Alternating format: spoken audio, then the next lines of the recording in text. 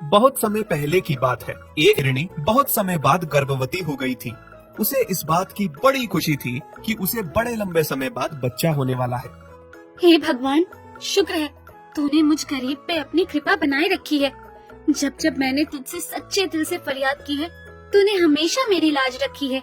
हिरणी की दोस्ती एक दूसरी हिरणी के साथ थी। वो भी हिरणी के लिए बहुत खुश थी कि वो गर्भवती है और उसे उसकी हमेशा चिंता रहती थी। शुक्र है बहन, तुम माँ बनने वाली हो। मुझे तुम्हारी बहुत चिंता होती थी जब तुम बच्चे के लिए तरस के रोती थी। हाँ बहन, ये सब तुम्हारी दुआओं का नतीजा है। पर बहन, मुझे इस बात की चिंता सता रही है, जैसे मेरे और मेरे बच्चे के साथ हुआ वैसे तुम्हारे साथ ना हो जाए। क्या बात कर रही हो तुम बहन? मैं सही कह रही हूँ बहन। बात कड़वी जरूर है लेकिन सच है। तुम्हें बहुत सावधान रहना होगा। ये सब मैं तुम्हें इसलिए बता रही हूँ क्योंकि जो मेरे साथ हुआ मैं नहीं चाहती कि तुम्हारे साथ भी हो। किस तरह से जंगली जानवरों ने मेरे बच्चे को पैदा होते ही नोच नोच के खाया, उसे तो मैं अभी अपना दूध भी नहीं पिला पाई थी। बहन, तुम्हें अपने बच्चे का बहुत ध्यान रखना पड़ेगा। जंगली जानवरों का बहुत खतरा हो गया है और आजकल जंगली जानवरों से ज्यादा इंसानों से डर लगने लगा है। इंसान जंगली जानवरों से भी ज्यादा खतरनाक हो गए हैं। आए दिन जंगल में शिकारी घूमते रहते हैं और हम जैसे निहत्थे जानवरों का शिकार करके हमें ले जाते हैं। बस इसलिए मैं तुम्हें कह रही थी कि तुम्हें अपना और अपने होने वाले बच्चे का बहुत ध्यान रखने की जरूरत है। हाँ बहन, तुम सही कह रही हो, पर मुझे समझ में नहीं आ रहा मैं अकेले ये सब कैसे कर पाऊंगी। मैं कैसे खुद को और अपने बच्चे को सुरक्षित रख पाऊंगी। बस बहन, भगवान पर भरोसा रखो और हर समय चौकन्नी रहो। बाकी मैं तो हूँ ही तुम्हारा ख्याल रखने के लिए। तुम्हें तो पता है बचपन से हम दोनों की मित्रता है। जहाँ मेरी जरूरत पड़े मैं हाजिर हूँ। इस तरह से दोस्त हिरणी गर्भवती हिरणी का बहुत ध्यान रखती थी। फिर एक दिन की बात है, दोस्त हिरणी गर्भवती हिरणी के लिए खाना तलाशने बाहर गई हुई थी। गर्भवती हिरणी को अपनी सहेली की राह देखते देखते दिन से रात हो गई थी। कहाँ हो तुम बहन? मैं कब से तुम्हें तलाश रही हूँ। बहुत थक गई हूँ। कहाँ तलाशूं अब तुम्हें? आधी रात हो गई थी लेकिन गर्भवती हिरणी की सहेली अभी तक घर नहीं पहुंची थी और गर्भवती हिरणी उसे ढूंढते ढूंढते अपने घर से जंगल में बहुत दूर निकल गई थी।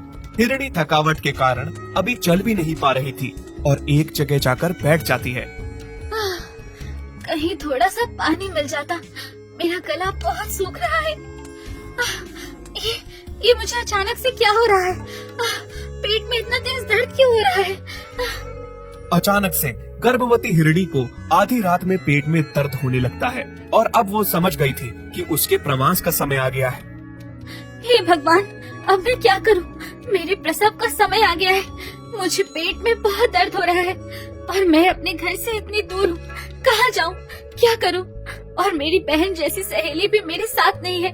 मुझे तो कुछ समझ में नहीं आ रहा है, मैं क्या करूँ? तभी अचानक से जंगल में खूब तेज हवा चलने लगती है। बहुत तेज तूफान आने लगता है। अचानक से जंगल में आग लग जाती है और वो आग इतनी भड़क जाती है कि चारों ओर फैल जाती है। अब हिरणी को अपने आप को बचाना बहुत मुश्किल हो गया था। उसे साथ में यह भी चिंता थी कि वो खुद को और अपने बच्चे को कैसे बचाए, उसे कैसे जन्म दे। बच्चे को जन्म देने के लिए वो आग से बचते बचाते झाड़ियों के पीछे छुप जाती है, लेकिन आग वहाँ तक भी पहुँच जाती है। मुझे तो ऐसा लगता है जैसे ये आग लगी नहीं, किसी ने लगाई है।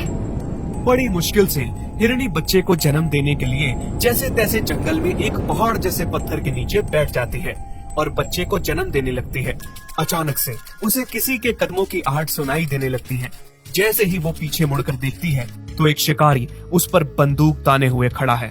उसे देख हिरणी बहुत घबरा जाती है। हे भगवान, ये अचानक से शिकारी कहाँ से आ गए? मुझे तो ये लगता है कि आग भी किसी शिकारी ने लगाई है। जंगली जानवरों का शिकार करने के लिए किसी कोई और नहीं मिला, मैं मिल गई तो बस अब मेरा शिकार करने आ गया है। क्या करूं भगवान? ना मैं यहाँ से उठ पा रही हूँ और ना कुछ कर पा रही हूँ। बाहर जाती हूँ तो जंगल में बहुत भयंकर आग लगी है। ऐसा करती हूँ पत्थर की दूसरी तरफ से चुपके से निकल जाती हूँ। जैसे ही हिरणी ने अभी सोचा ही था कि वो पत्थर की दूसरी तरफ से धीरे धीरे करके निकल जाएगी, तभी उसकी नजर अचानक से पड़ती है और वो देखती है कि दूसरी तरफ से एक शेर उस पर हमला करने के लिए ताक में खड़ा है।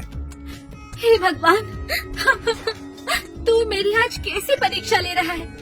एक तरफ मैं बच्चे को जन्म देने वाली हूँ, दूसरी तरफ तूने जंगल में आग लगा दी, तीसरी तरफ मुझे शिकारी मेरा शिकार करने के लिए खड़े हैं और चौथी तरफ शेर मुझ पे झपटने के लिए तैयार है।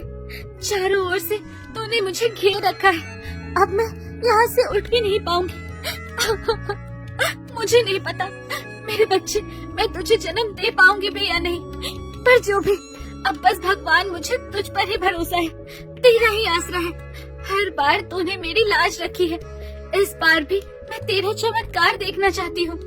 अब हिरणी ने अपना मन शांत किया, भगवान का ध्यान किया और अपना पूरा भरोसा भगवान पर रखकर धीरे धीरे करके हिरणी ने बच्चे को जन्म दिया। तभी अचानक से बहुत जोर से बिजली कड़की। बिजली कड़क के सीधा शिकारी पर जा गिरी। शिकारी के हाथ में बंदूक की गोली सीधा शेर के जा लगी। धीरे धीरे करके बारिश शुरू हुई और बारिश इतनी तेज हो गई कि जंगल की सारी आग बुझ गई। इस तरह से हिरणी और उसका बच्चा दोनों सुरक्षित हो गए। यह चमत्कार होता हुआ देख हिरणी बहुत हैरान थी। तभी सुबह हो जाती है और हिरणी की सहेली उसे ढूंढती हुई वहाँ पहुँच जाती है। अरे, तुमने बच्चे को जन्म दे दिया, बहुत प्यारा है तुम्हारा बच्चा।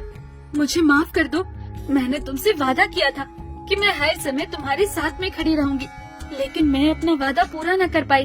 दरअसल मैं जब तुम्हारे लिए खाना तलाशने गई थी और जब मैं वापस आ रही थी तो जो नाला पार करके मैं गई थी वो नाला बारिश के कारण ऊपर तक भर गया था, जिससे मैं वापस पार ही नहीं कर पाई। इसलिए मैं रात को वहीं पे रुक गई। मुझे तुम्हारी बहुत चिंता हो रही थी। सुबह जब घर पहुंची तो तुम वहाँ पर थी ही नहीं। मुझे समझ में नहीं आया तुम यहाँ कैसे पहुँची। बहन, मैं तुम्हें यहाँ ढूंढती हुई आई थी, पर यहाँ पर ऐसा क्या हुआ? ऐसा लग रहा है जैसे यहाँ पर कोई बहुत बड़ी घटना घटी हो और उसके बाद पूरा जंगल शांत पड़ा हो। कुछ नहीं बहन, कभी कभी भगवान हमारी परीक्षा लेते हैं और कभी कभी हमारा बुरे से बुरा समय आ सकता है, पर हमें हिम्मत नहीं हारनी चाहिए, संयम बनाए रखना चाहिए, भगवान पर अपनी आस्था बनाकर रखना चाहिए। हमें भगवान पर पूरा भरोसा होना चाहिए। भगवान अपने भक्तों की जरूर सुनते हैं और उन्हें हर परेशानी से बाहर निकालते हैं, जिस तरह से उन्होंने आज मुझे निकाला है। हाँ, शायद तुम सही कह रही हो। चलो अब अपने घर चलते हैं।